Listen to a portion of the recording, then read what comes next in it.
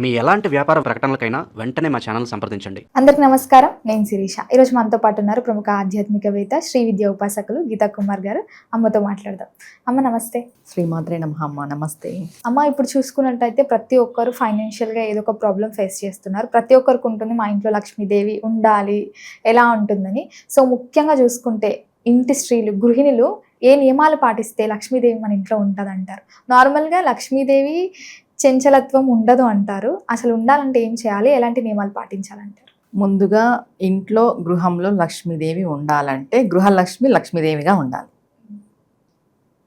అంటే అలంకరించుకొని ఉండాలా అనే ఆలోచన మీకు వస్తుంది. అలంకరణ మాత్రమే కాదమ్మా, వాళ్ళ మనసు కూడా అలానే ఉండాలి.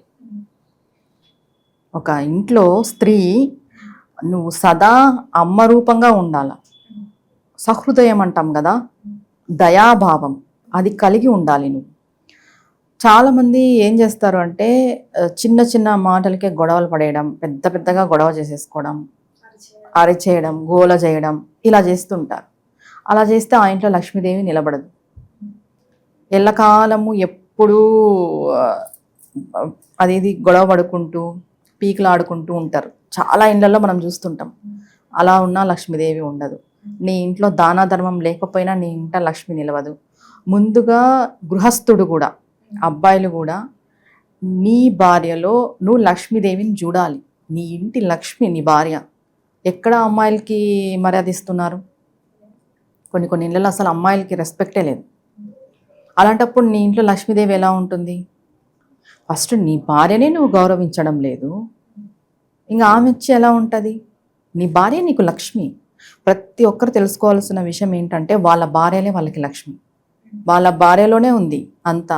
ఇప్పుడు గృహలక్ష్మి గృహే అన్నారు. ఆ ఇంటి లక్ష్మి ఎవరు? ఆ ఇంటి ఐశ్వర్యం అంతా ఆ స్త్రీ చేతిలోనే ఉంటుంది. ఆవిడ ఉంటేనే అంతా. మామూలుగా ఏం చెప్తారు, ఒక స్త్రీ ఉంటేనే ఇహలోక సుఖము పరలోక భాగ్యం కూడా అంటారు. ఆవిడ లేనిదే ఏం చేయలేరు. ఈ విషయం ఫస్ట్ తెలుసుకోవాలి. ప్రతి పురుషుడు తెలుసుకోవాల్సిన విషయం ఇది. నీకు ఆవిడ ఉంటే నువ్వు ఒక యజ్ఞం చేయగలవు, ఒక యాగం చేయగలవు. నువ్వు చేసిన దాన ధర్మానికి కూడా ఆవిడ ఉంటేనే నీకు ఫలితం. ఆవిడ లేనప్పుడు నీకు ఏ ఫలితం రాదు. అలాంటి ఆవిడని నువ్వు ఎలా చూస్తున్నావు? ఏదో నీ ఇంట్లో పని మనిషిలాగా, నీ ఇంట్లో సేవ చేసుకునే తెచ్చుకున్న దానిలాగా నువ్వు చూస్తున్నావు. ఫస్ట్ నువ్వు ఆవిడని చూడు బాగా మర్యాదగా. ఆవిడకంటే ఒక స్థానం మీ ఇంట్లో, ఆటోమేటిక్గా మీ ఇంట్లో లక్ష్మి నిలబడుతుంది. అండ్ ఆడవాళ్ళు వచ్చేసరికి పొద్దున్నే లేవడము, ఇండ్లు నీట్గా పెట్టుకోవడము. చాలామంది ఇళ్ళల్లో చూస్తుంటాం, ఇండ్లు బాగా నీట్గా ఉంటుంది, వాళ్ళు కూడా బాగుంటారు, కానీ వాళ్ళ మనసు మంచిగా ఉండదు.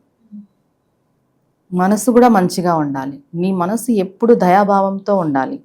నువ్వు ఎప్పుడు భగవంతుని ధ్యానంతో ఉండాలి. ఇప్పుడు జాబ్స్ చేసే వాళ్ళంటూ కుదరతులేండి, ఇంట్లో ఉన్న ఆడవాళ్ళు మినిమం ఇది. నువ్వు చేతికి నిండుగా గాజులు వేసుకోవాలి, నీ నుదిటిన బొట్టు పెట్టుకోవాలి, నీ పాపిట బొట్టు పెట్టుకోవాలి, నువ్వు మంగళసూత్రం ధరించి ఉండాలి. పెళ్ళైన స్త్రీ కదా, నీ భర్తకి కలిసి రావాలి అని అంటే నువ్వు బాగుండాలా. కానీ నువ్వే అమంగళంగా ఉంటే ఎలా కలిసి వస్తుంది?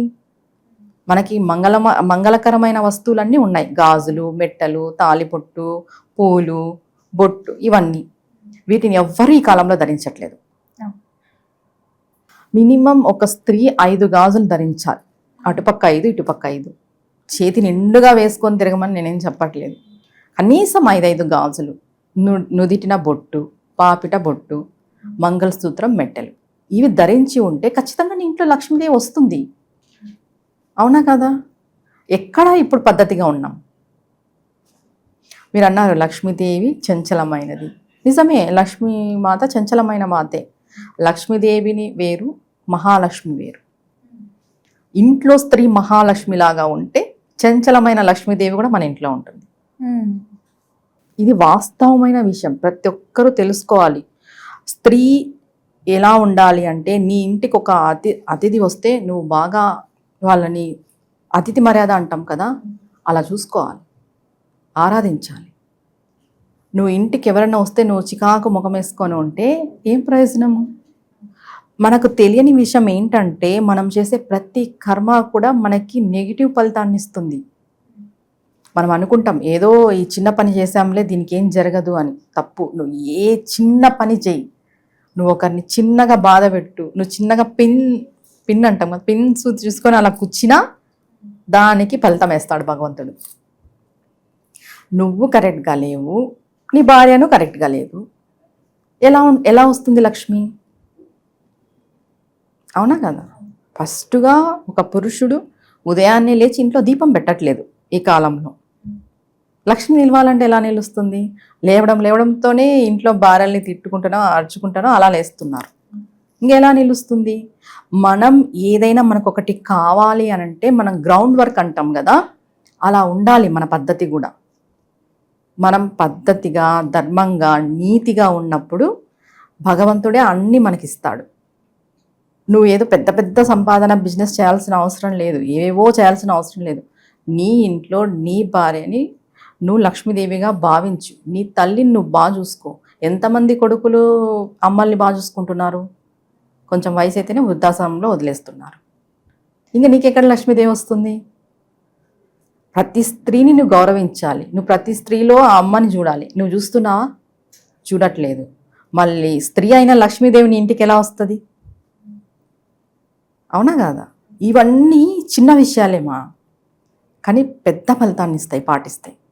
మనం అనుకుంటాం ఏం స్త్రీని గౌరవిస్తేనే లక్ష్మీదేవి వచ్చేస్తుంది. నువ్వు గౌరవించి చూడు, ఖచ్చితంగా వస్తుంది. నువ్వు నీ పెళ్ళాన్ని గౌరవించు, ఖచ్చితంగా నీకు మంచి జరుగుతుంది. ఆమె కంట నీరు రానియకు, ఖచ్చితంగా నీకు మంచి జరుగుతుంది. ఎందుకు జరగదో అప్పుడు అడుగు నన్ను, నేను చెప్తా. మనం పాటించాలి. ఒక రోజు 2 రోజుల విషయం కాదు ఇది. మనం కంటిన్యూగా వీటిని, ఇది ధర్మము, నేను దీన్ని పట్టుకొని ముందుకెళ్ళాలి. ధర్మ అర్థ కామ మోక్షము అన్నారు. నువ్వు ధర్మంగా ఉంటే అర్థం కూడా బాగుంటుంది. అర్థము అంటే ఇక్కడ ధనము, మనం సంపాదించే ధనం. నువ్వు ఎక్కడ ధర్మంగా ఉన్నా? ముందుగా చెప్పాలంటే డబ్బు ఉన్నోడు కూడా మనశ్శాంతిగా లేడు, నువ్వు ధర్మంగా సంపాదించట్లేదు కాబట్టి. డబ్బు లేని వాళ్ళది ఒక బాధ, ఉన్న వాళ్ళది ఒక బాధ ఈ కాలంలో చెప్పాలంటే. నిజమా కదా? డబ్బు నిలవాలంటే, లక్ష్మీదేవి రావాలంటే స్త్రీలు ఎలా ఉండాలి అంటే మంగళప్రదంగా ఉండాలి. నేను చెప్పినవన్నీ ఇప్పుడు ఇవన్నీ పాటిస్తూ పురుషుడు కూడా పాటించాలి. స్త్రీ ఒక్కటే మంగళప్రదంగా ఉంటే సరిపోదు, పురుషుడు కూడా పాటించాలి.